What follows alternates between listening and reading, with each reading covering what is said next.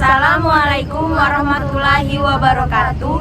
Kami dari kelompok 2 yang beranggotakan saya sendiri, Novela Francisca, saya Dwi Oktari, saya Serlio Oktaviani, saya Wulan Sabitri, saya Agung Kurniawan. Di sini kami akan menampilkan video yang bertema sumber lisan. Selamat menyaksikan.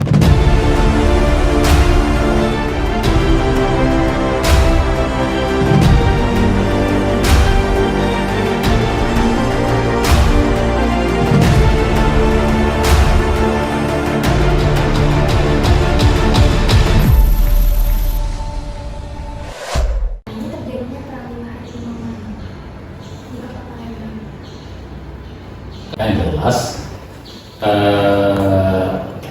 ada pertimbangan-pertimbangan aspek ekonomi, politik, dan Belanda mau memasuk Palembang. Aspek ekonomi itu ya karena Palembang kan pusat ekonomi, pusat perdagangan di Sumatera. Hasil bumi itu banyak di bawah minyak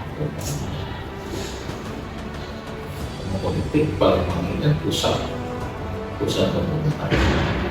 pemerintahan pada masa itu dari masa Sriwijaya, masa Kesultanan sampai masa-masa revolusi itu Palembang menjadi sentral dari kegiatan politik dan pemerintahan untuk wilayah Sumatera Selatan. Aspek politik dan ekonomi itu yang menyebabkan Belanda ingin menguasai, ya, dengan aspek militer. Kalau Belanda bisa menguasai Palembang, dia akan lebih mudah untuk menguasai daerah-daerah lain di luar Palembang. Dan seterusnya itu mudah. Itu tiga aspek itu ekonomi, politik, militer. Mereka ini menguasai Palembang. Bapak di dalam Palembang itu kan pastinya ada yang memimpin antara Palembang dan Jepang.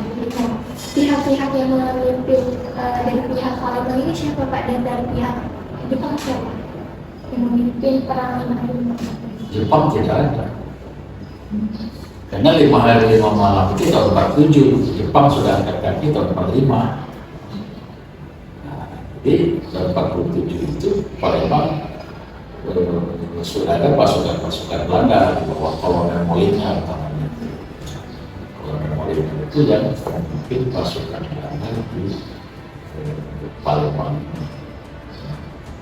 Sementara dari pihak Palembang sendiri ada pemerintahan sipil, ada pemerintahan militer, ya.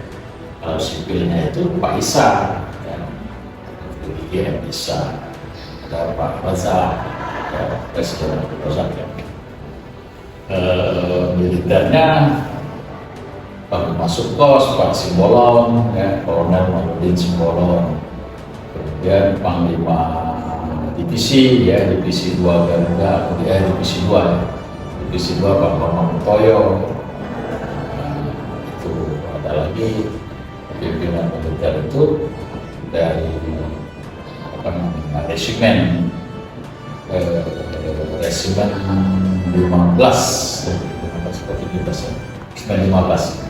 resimen 15 Palembang itu bahwa Pak Maria Sulti Bustan. Ada lagi tokoh militer di bawah resimen ini, ada 2 batalion, batalion 32, batalion 34. 32 itu dipimpin oleh Kapten Maman Borot, 34 itu dipimpin oleh Kapten dan Maskari sama pangkatnya Kapten. Jadi jenjangnya itu menurun 1 tingkat, ya, dari Panglima Sukros, Kolonel, Panglima Divisi 2 itu Letnan Kolonel Bambang Toyo, kemudian Divisi 2 itu membawahi 2 resimen 17 dan resimen 15. Resimen 15 itu yang membawahi yang ada di Palembang, itu membawahi 2 batalion, ya. Nah, resimen 15 ini dipimpin oleh mayor dan effendi. Di bawah resimen ada namanya batalion. Ini yang dipimpin oleh Kapten Mahmud Murad untuk batalion 32, Kapten dan Mas Kadir batalion 34. Di bawah batalion itu ada kompi. Nah, banyak ini kompi, kompi 1, kompi 2, khususnya ya. Itu di bawah batalion. Pangkatnya kalau di bawah kompi itu letnan 1, yang 1 letnan 2. Itu di bawah berarti 2 tahun.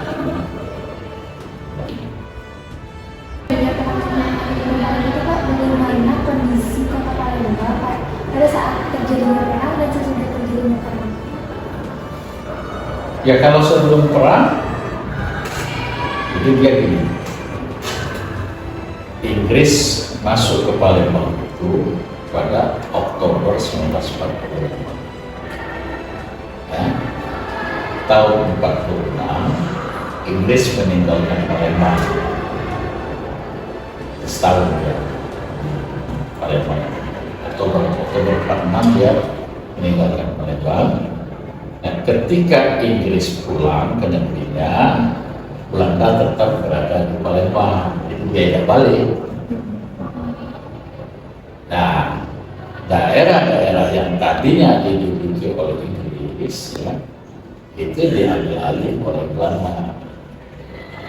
Jadi artinya menjelang tahun 47 itu daerah-daerah penting ya itu sudah dikuasai oleh Belanda, menerima limpahan dari Inggris.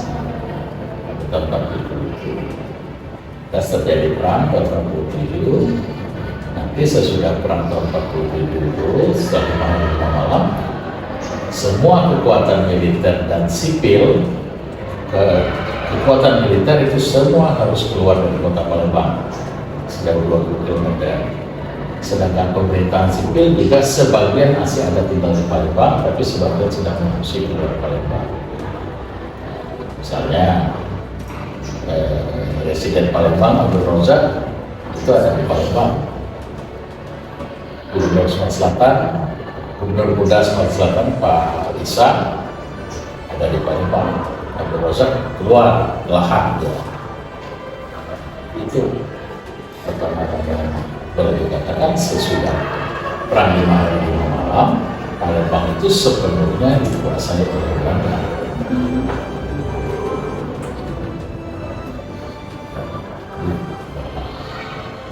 Ya Belanda yang dikuasai karena tentara kita sudah keluar, pemerintahan sipil juga sudah sebagian besar keluar sudah. Jadi sebabnya nanti agresi ke sana Belanda tidak menyerbu Palembang. Yang disebut itu daerah pertahanan di luar Palembang.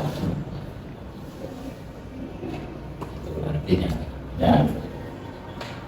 Nah, Pak, dampak yang ada di dalam peralihan Palembang itu berdampak nggak sama daerah-daerah luar? Ya ada. Apa saja Pak? Ya daerah-daerah luar itu dijadikan basis militer. Jadi tentara-tentara kita keluar kota Palembang membentuk pertahanan baru. Kita daerah pertahanan itu seperti di Batu, di Malaya, Kabung, Langkat, ya, sampai ke Prabu. Tentara yang tadinya berada di Palembang, ya, tentara dan laskar ya, laskar juga ikut. Setelah 5 hari 5 malam mereka keluar, mereka membuat pos-pos pertahanan baru di luar kota Palembang. Setelah peperangan itu terjadi, apakah ada perjanjian perdamaian Pak? Iya itu makanya keluarnya tentara dari Palembang itu karena berdasarkan kesepakatan, berdasarkan perjanjian. 20 km ditarik dari kota Palembang. Kalau nggak ada perjanjian itu bertempur terus ya. Jadi perjanjian perdamaian itu yang menghentikan peperangan dalam perang 5 hari 5 malam. Dan risiko itu tadi 20 km